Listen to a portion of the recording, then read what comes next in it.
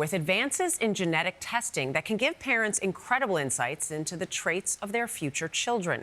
Families can not only screen for the likelihood of disease, but also pick embryos based on their expected height and IQ. Brooke Silva Braga got special access to Herasight, a company pushing the scientific and ethical limits of embryo selection. Brooke, good morning. Good morning. Well, this process involves a couple using IVF to create embryos in a lab, then analyzing the embryo's DNA before picking which one to implant. Herasight says it's offered their service to about 80 couples over the last 2 years while in stealth mode. Now they're open to the public with hopes of making humanity healthier and smarter. I'm excited. Yeah, me too. We were there as Marshall and Victoria Fritz joined a video call There we go. with genetic counselor Lauren Moisey Hello, Victoria and Marshall. to learn what life might be like for the 11 embryos they've created in 3 rounds of IVF. We'll go over your embryo results. All right. What we've been waiting for. Herasight charges $50,000 for this report, but gave the Fritzes half off for agreeing to share information about their future kids.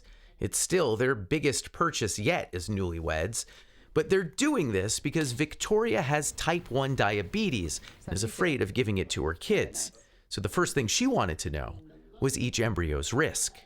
Lowest risk embryo for type 1 diabetes is basically just below 0.2%, and then the highest risk one is 12.1%. The report, filled with line graphs and bar charts, gives polygenic risk scores for 18 health conditions, then adds up the numbers and estimates the impact on how long each possible person would live. From the lowest scoring embryo, there's almost a 3-year difference. If that was all Herasight did, it would still be controversial, but they're offering much more, including the projected height of each potential child. Yeah, so your embryos have quite a bit of distribution. And, believe it or not, their expected IQ. The one that has the highest prediction for IQ is 21 points more than the one with lowest. We're not going to tell you which one to implant, but we're going to give you all this information. And then what you're going to do is rank the embryos according to what you think is important. Jonathan Anomaly is Herasight's director of communications. We met him at their lab in North Carolina's Research Triangle. This is where customers send their at-home test kit. The parents' DNA results are then combined with genetic information from the embryos to create the polygenic score. And this week, Herasight announced what they're calling a breakthrough, the ability to create those scores using just an embryo's basic PGTA data, which most IVF patients already have. That opens the door to much wider use of the tech. Thank you very much for joining today, our all-hands meeting. This potentially revolutionary company has just 27 employees, most of whom work from home.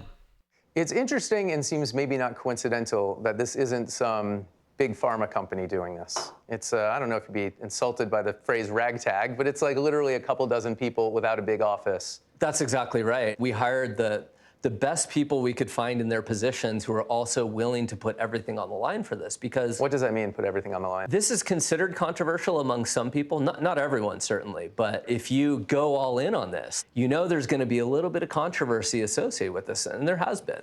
Controversy may be an understatement. Using genetics to supposedly improve who was born was the premise of forced sterilization laws in 20th century America and mass murder in Nazi Germany. This is entirely different, Herasight says, because parents are choosing to do it, not being coerced. Though Anomaly concedes that means those who don't choose to do it will be left behind, as will those who can't afford it.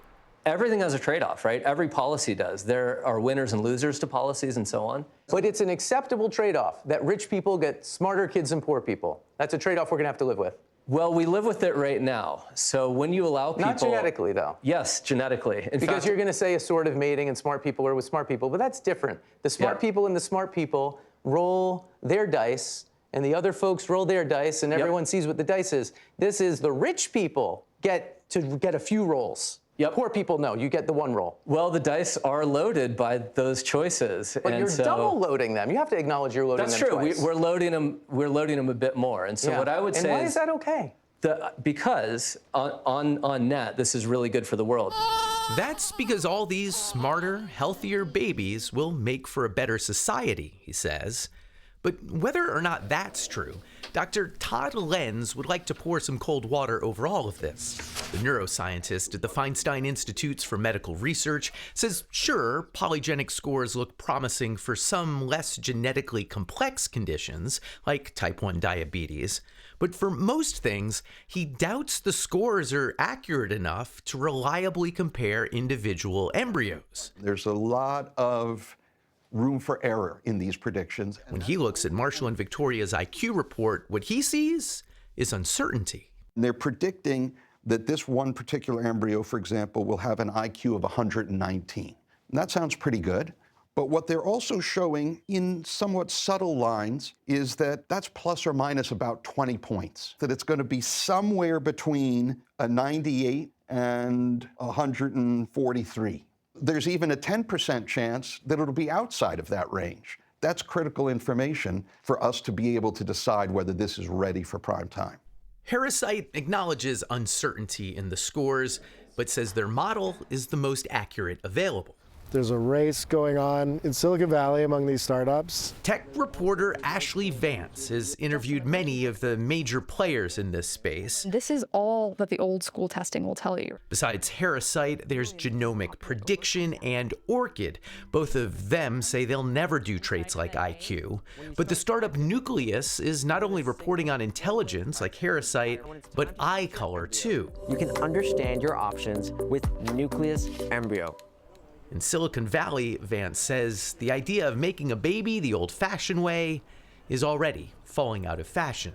The people that I hang out with and interview all the time, I mean, this is just like accepted. We're heading towards, most people are going to have babies via IVF. They're going to do this type of selection. If they had the chance to have a child in an artificial womb, they would absolutely take it. And it's like a total rethinking of the way we would have kids. I mean, it's something that is, it's like so obviously part of the human condition, but also part of like our culture and our mythology, and everything we kind of consider to be human would be changing.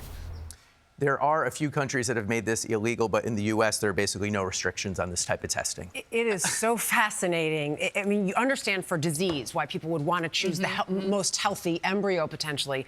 But when you look at some of these other factors, it is raising those moral and ethical questions. And we've gone down that road before, and it has not been a good outcome.